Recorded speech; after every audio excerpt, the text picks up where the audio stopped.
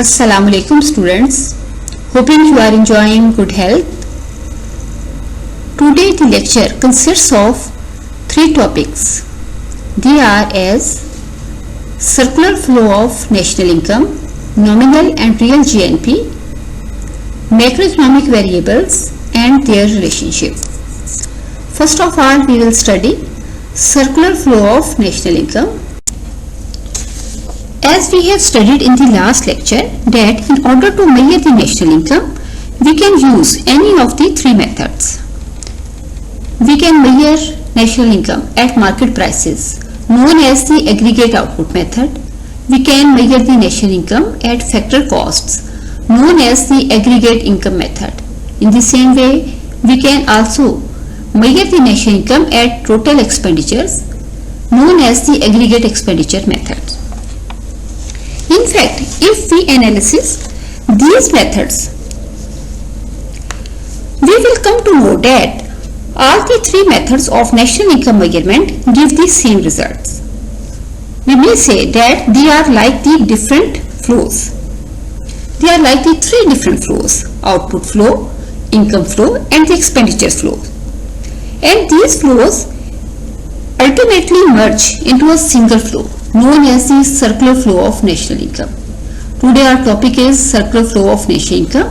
Under this topic we will see how the three flows of national income, output flow, income flow and the expenditure flow, merge into a single flow. In this topic we will study how the circular flow of national income is a combination of the output, income and the expenditure flows, and how the national income flow between consumers, firms and the government. Before analyzing the circular flow of national income, we will discuss the economy with different sectors. There are three different sectors of the economy: 2-sector economy, 3-sector economy and 4-sector economy. The first one, 2-sector economy, as is known by its name, consists of two sectors: households and firms. Households is the sector which provides the services of the productive factors, land, labor, capital and entrepreneurship to the firms, and purchases the goods and the services produced by the firms. The second sector, the firms. Firm is a sector which implies the productive services provided by the households in the form of land, labor, capital and entrepreneurship in the business. And with the help of these factors of production, firm produces goods and the services and provides them to the households. The national income equations under the 2-sector economy consist of two components. The first equation, y is equal to c plus I, represents the aggregate demand, while the second equation, y is equal to c plus s, represents the aggregate supply. Here y represents the national income, c for consumption, I for investment and s for saving. Here the aggregate demand equation consists of two components: consumption and investment. Consumption by the households and the investment by the firms. While under the 3-sector economy, there is a new sector which is known as the government. Now the 3-sector economy consists of three sectors: households, firms and the government. Government is also an important sector. Government makes expenditures on many development and the non-development projects. And it also imposes the taxes. So the national income equation consists of the three components. Here y is equal to c plus I plus g. It is the aggregate demand equation, and the aggregate supply equation consists of also three components: c plus s plus t. Here g represents the government expenditure and the t represents the taxes imposed by the government. While under the 4-sector economy, there are the 4 sectors: households, firms, government and the foreign trade. As we know that every country nowadays exports its goods and services to the foreign countries and import goods and services from the foreign countries. It is very important sector. So if we include the foreign sector, then the occasions of the national income will be such: y is equal to c plus I plus g plus m. Here m represents the imports, while the equation of the aggregate supply will be y is equal to c plus s plus t plus x. Here x represents the exports. Circular flow of national income in two-sector economy is based on two principles. The first one, sellers get what is spent by the buyers. It means the total money spent by the buyers on purchasing goods and services is equal to the revenue of the firms which have produced these goods and services. The second one is, if goods and services flow in a particular direction, the money flow in the opposite direction. If goods and services flow from the firms to the household, then the money flows from households to the firms in the form of the price of the goods and the services. And if the services of the productive factors, for example land, labor, capital and entrepreneurship, flow from households to the firms, then the money flows from firms to the households in the form of the remunerations of the factors of production, rent, wages, interest rate and the profit. The graph shows that the upper part of the graph represents the factor markets, which consist of two main components: the quantity of the factors of the production employed in the business and the remuneration of the factors of the production.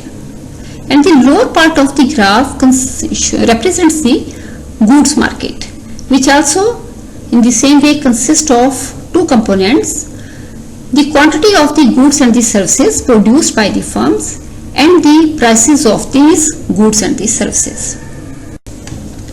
This graph shows the circular flow of national income in two-sector economy. The flow in the lower part of the graph represents the goods market. Here the firms provide final goods and services to the consumers, while the households make the payments to the producer of such goods and services in the form of money, in the form of prices. While the flow in the upper part of the graph represents the factor market. The households in this part provide services of factors of production to the firms. Against such services, the firms make payments to the factors of the production in the form of money, in the form of the remunerations to the productive factors, rent, wages, interest rate and the profit.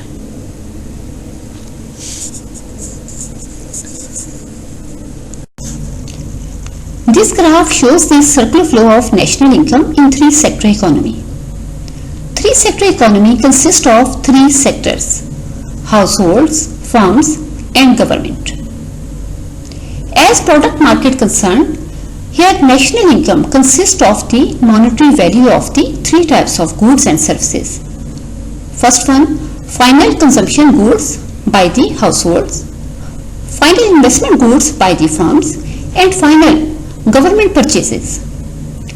These government purchases includes both type of goods, consumption goods and investment goods. So in the factor market, factors of production have to be employed to produce all these three types of goods and services: final consumption goods, final investment goods and the final government purchases. And the summation of the remuneration of the employed factors of production, for example wages, rent, interest rate and the profit, is known as the national income. No doubt, the size of the national income will be greater than the two-sector economy.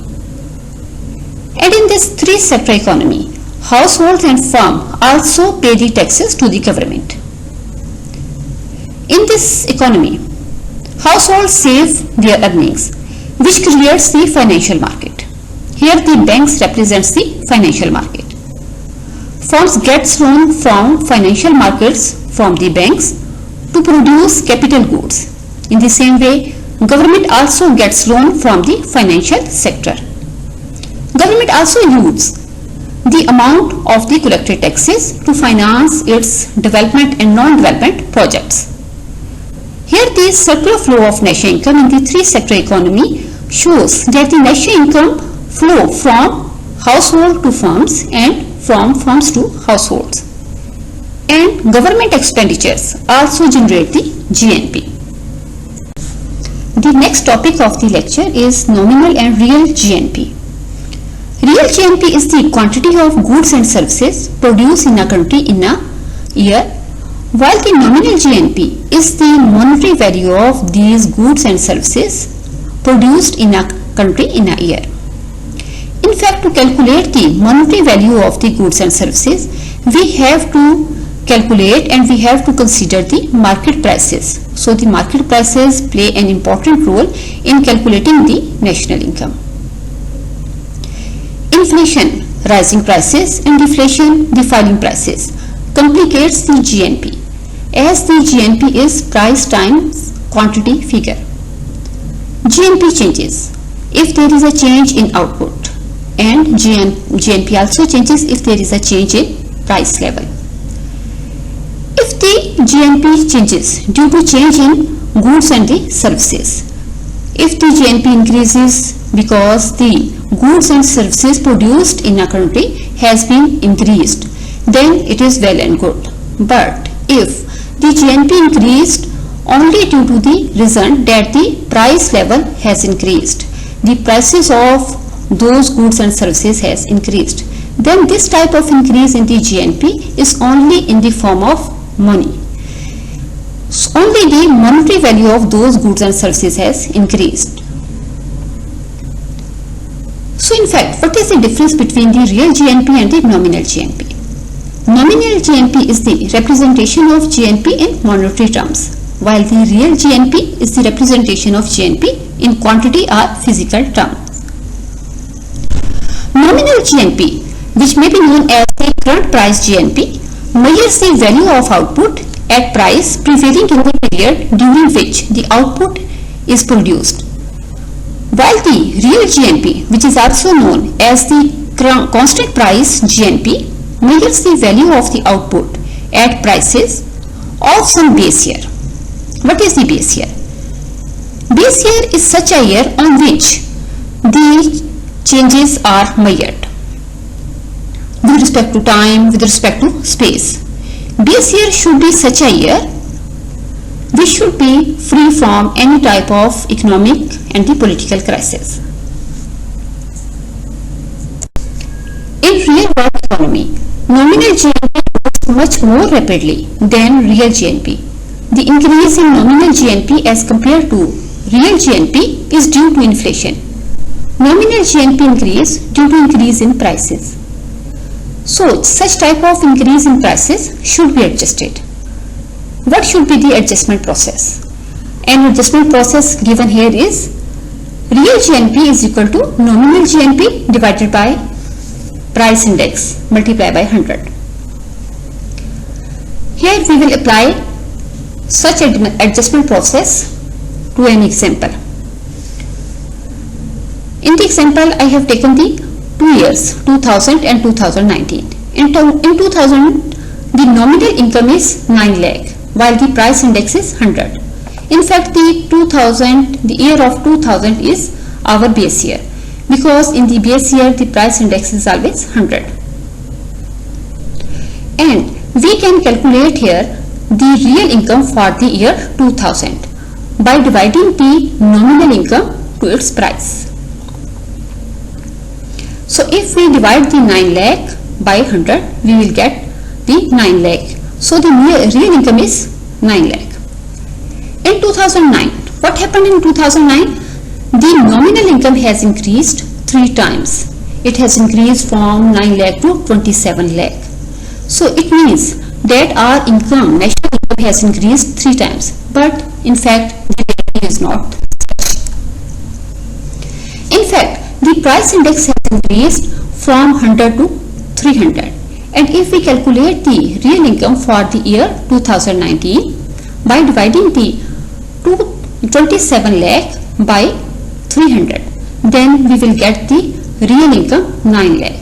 So it means that no doubt the nominal income for the 2019 has increased much more as compared to the nominal income of the 2000, but the real income for the both year is the same. So it means the produced goods and services are the same as in the 2000 year and as in the 2019 year. If the price index does not increase as much as shown in the first example, and price index has just increased to double from 100 to 200, then what will be happen in the 2019 real income?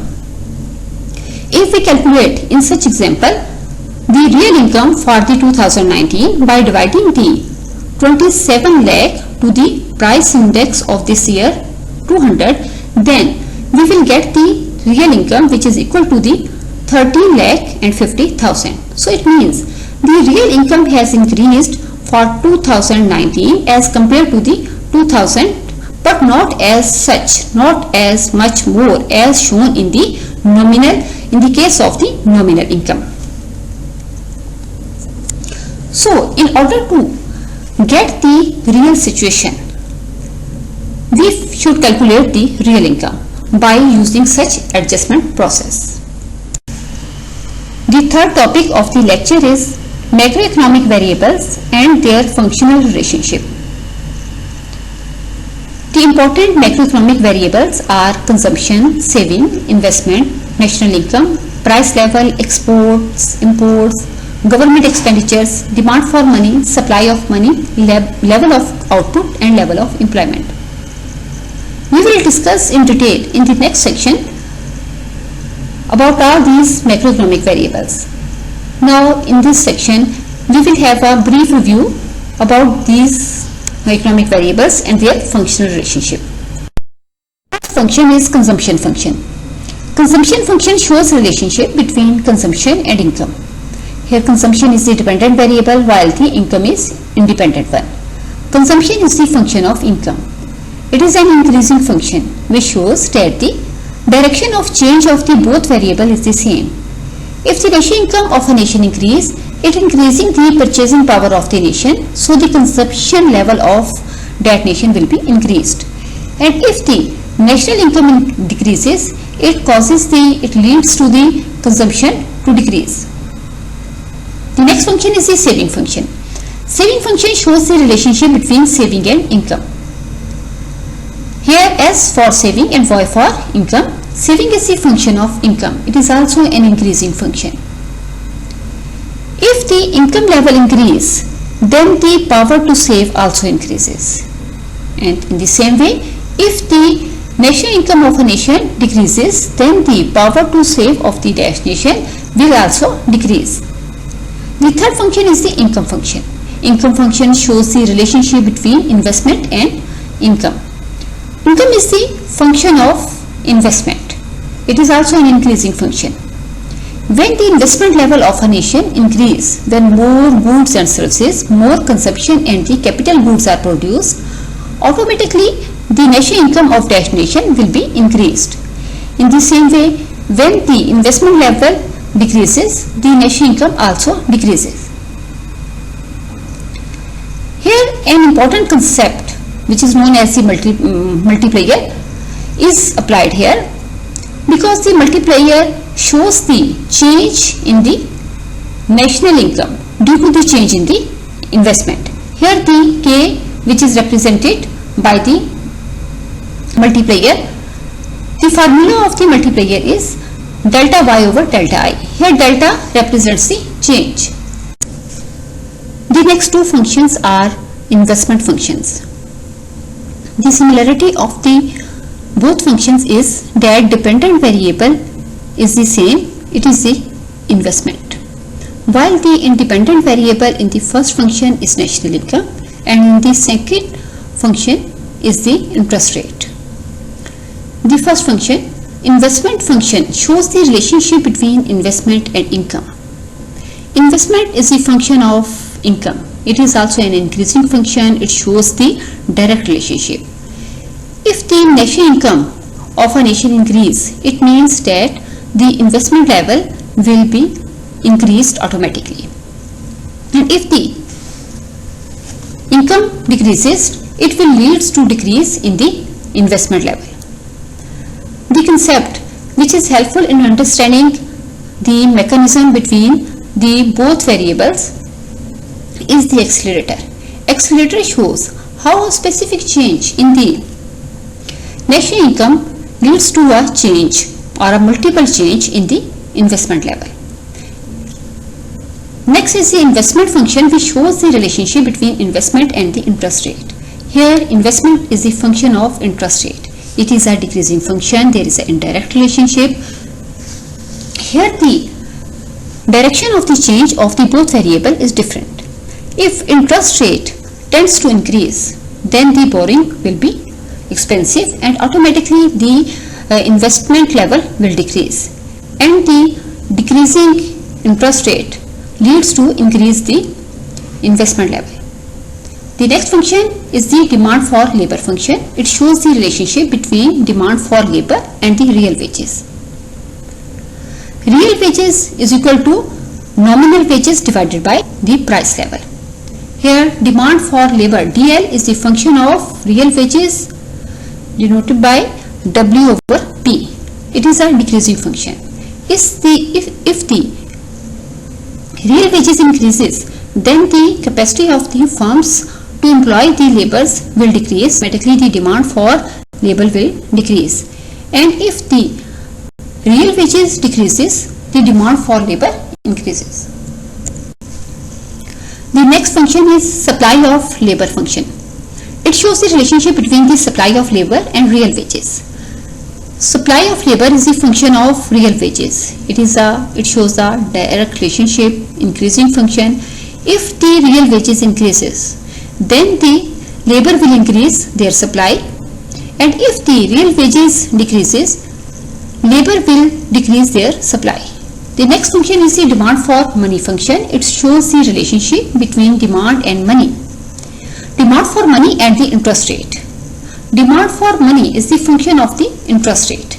It is a decreasing function because if the interest rate increases, then the demand for money will decrease, and if the interest rate decreases, the demand for money will increase. The reason behind is there are many factors which contribute to this type of relationship, and we will discuss these factors in detail in the next section.